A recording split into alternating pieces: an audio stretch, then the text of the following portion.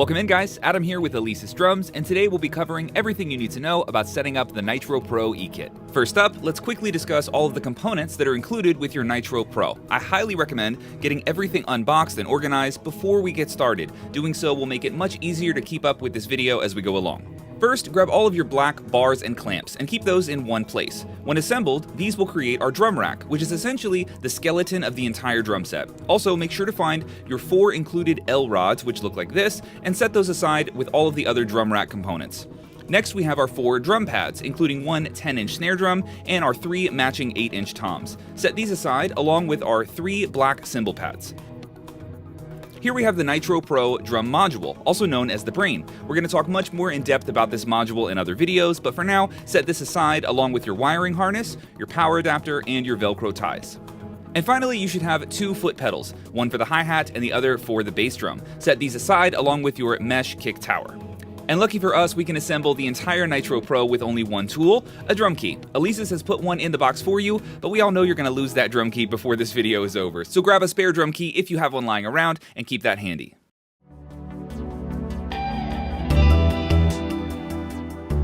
To begin assembling the rack, start by laying out the 4 largest black poles, which will all have feet on them. We'll lay these out parallel to each other on the floor, and we want to make sure that they're in this specific order. From left to right, you can see we have a single clamp on our first leg, 3 clamps on our second leg, 2 clamps on our third leg, and another single clamp on our last leg. From left to right, we'll call these legs A, B, C, and D, respectively. So legs A and D, or the outside legs, they can be set aside for now. We'll start by attaching legs B and C to each other with our middle crossbar. The middle crossbar is the curved bar that has 3 clamps on it. Before we attach this crossbar to our legs, you might have to loosen the clamps like so and slide them slightly towards the middle of this crossbar just to make some space on the ends. This middle crossbar will be inserted into the very top mounts of legs B and C.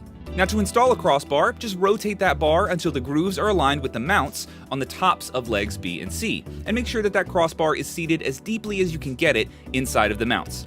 Once the crossbar is inside of the mounts, tighten those mounts back down with your drum key, and we can now lay this U-shape down on the ground in front of us. Now, you'll notice that if you haven't fully tightened back down these mounts, we can actually slide our legs through the mounts. If you're setting this up for a child or someone on the shorter side, push these legs about 6 inches through the mounts and then tighten them down. If this drum set is for an adult, just keep the legs flush with the mounts like you see in this video.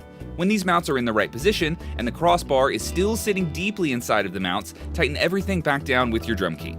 Next, loosen the mounts here, just a few inches below the top mounts. Then, rotate these mounts so that the open holes are facing away from the center of the rack. Now, you should have 2 matching curved crossbars remaining, which will be inserted into the mounts that we've just loosened. Starting on our B leg, insert your crossbar into the mount as deep as it will go, and make sure that the curvature of this bar matches the curvature of that center crossbar that's already installed. Give the crossbar a slight upward tilt and snug the mount back down. At this point, we want the mounts snug, but not fully tightened. Leave yourself just a little bit of play here so we can make adjustments in the next steps. Now hop over to your C leg and repeat this process with your last remaining curved crossbar. Insert the crossbar deeply into the mount, give it a slight upward angle, and tighten the mount so that it's snug.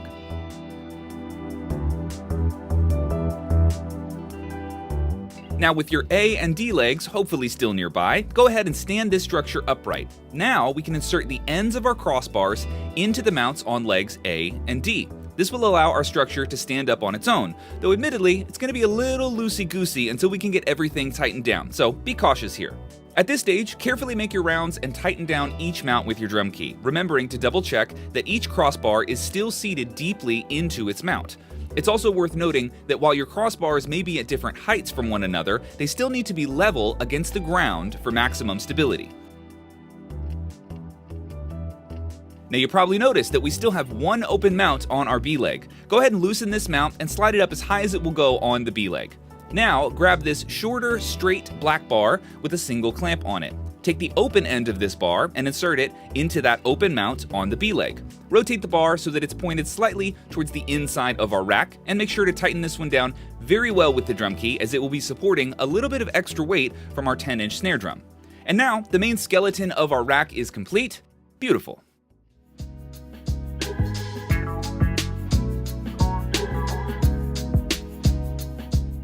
Now to mount up our 4 drums, we start by grabbing our 4 included L-rods, which look like this. Before we install these L-rods, we first need to orient the clamps on our crossbars to face the right direction. Each of the clamps shown here should be rotated so that the hole where we insert each L-rod is facing towards us and not towards the ceiling. So we loosen the wing nuts here and simply rotate the clamps towards the center of the rack. This allows us to insert the black plastic part of the L-rod from the outside of the rack so that the silver bar ends up facing the ceiling. The L-rods will be a snug fit into these clamps, so give them a light bump with your hands to seat them all the way inside the clamps. When everything feels good, tighten these back down with the wing nuts. Once 3 of our L-rods are installed on the crossbars shown here, we can grab our last L-rod, which will go on that single lower pole that's for our 10-inch snare drum. Now we will revisit the L-rod soon to adjust the angles of our drums, but for now, just make sure they're all tightened down and that the silver part of the L-rod is pointed upwards, and now we're ready to install our drums. Grab your 3 matching 8-inch toms. Each of these are identical and will be placed on these 3 L-rods that are mounted on our crossbars. Make sure the wing nut on the back of each drum is loose, and then lower each drum onto the silver L-rods. As a starting point, I recommend that you only lower the drum about halfway down that L-rod, so you still have a little bit of clearance underneath the drum and it's not touching your rack. Now in terms of how high they should actually be, it depends on a lot of things, personal preference and how high you mounted your crossbars. There's no right answer here, so just eyeball a decent height for now, and we can still make plenty of adjustments later.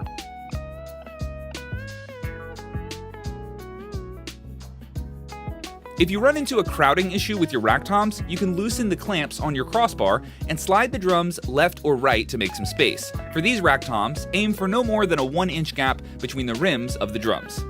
And if you notice any of this side-to-side tilting, double check that you've tightened this wing nut here, which will keep the drum from rotating when you play.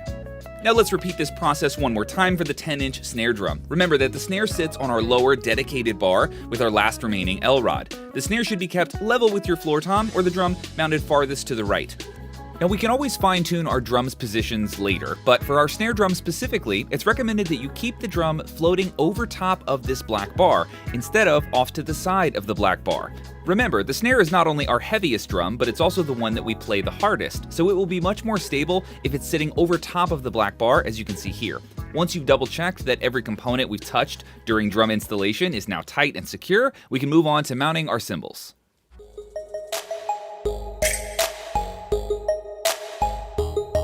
Next, grab your 3 cymbal arms, which should be the only remaining components of our drum rack. These 3 arms get inserted into the remaining open clamps on the crossbars, but make sure to leave the farthest left clamp open, because this one is for our drum module. And it's worth mentioning that there are 3 different length cymbal arms. The shortest arm is for your hi-hats, the medium length arm is for your crash, and the longest arm is for the ride cymbal, but these can definitely be swapped around if you prefer different heights for these cymbals. Once the arms are installed, we'll open them up so that these wing nuts are facing the ceiling. Then, remove the wing nuts and the felt pads that are on the arms. We will need these soon, so keep them nearby. Now each cymbal arm will have a small black tab right here, and we want to make sure that this tab is facing away from the drummer. So we do this by loosening the cymbal arm here, rotating that tab to face outward, and we want to do this for all 3 of our cymbal arms. Now, for our 3 cymbal pads, you'll notice that one of them is slightly different than the other 2. The symbol that says with choke on the back is going to be placed here, on our middle crossbar, just to the left of our toms. The other 2 cymbal pads will go on the left cymbal arm here, and then the right cymbal arm here. When placing each cymbal pad, rotate the cymbal so that the black tab on the cymbal arm fits inside of the cutout on the bottom of the cymbal. This will prevent our cymbals from rotating when we play them. Once your 3 cymbal pads are on the cymbal arms, we can reinstall our felts and then our wing nuts. While doing this, remember that all cymbals are supposed to move a little bit, so tighten those wing nuts just enough to keep the cymbal secure, but leave yourself a little bit of wiggle room. That is perfectly normal.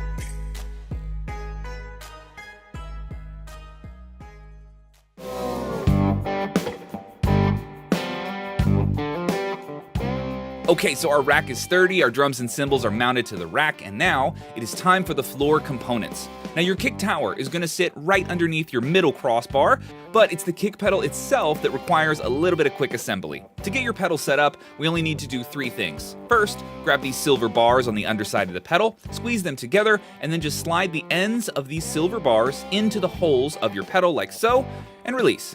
Easy. Next, on the bottom of your pedal, there's a small clamp which is used to secure the pedal to the kick tower. Making sure that the pedal is centered on the kick tower plate, tighten the wing nut on the pedal to firmly connect the pedal and the kick tower together. Next, we have to attach our beater to the pedal itself, but I've got a tip for you that'll save you some time.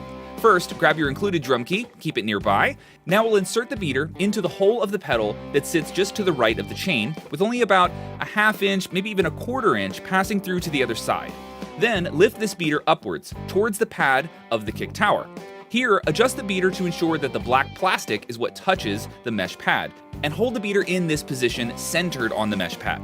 Now with the free hand, grab that drum key and tighten down the beater at the hole where we first inserted it into the pedal, like so. Now we know that our beater will strike the kick pad in the perfect place every time.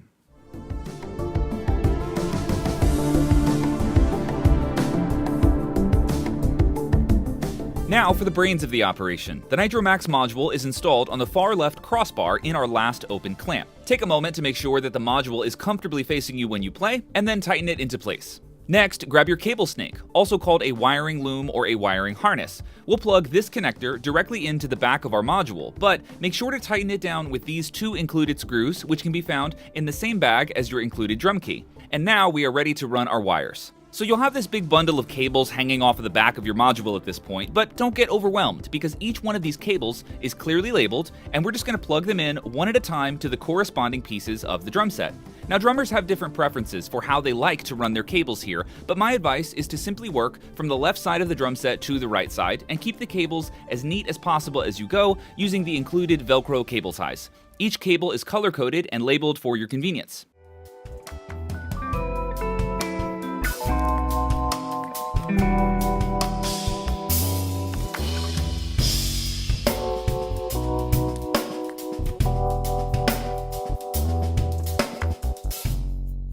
And one last thing before you grab your drumsticks, make sure to grab your drum key and tighten down all of these mesh heads. The heads are left intentionally loose during shipping, but when we tighten them down, the Nitro Pro has a much more realistic feeling when you're playing. Give each lug about a half turn to the right using a star pattern shown here, and that will ensure that the tension of each drum head is brought up evenly.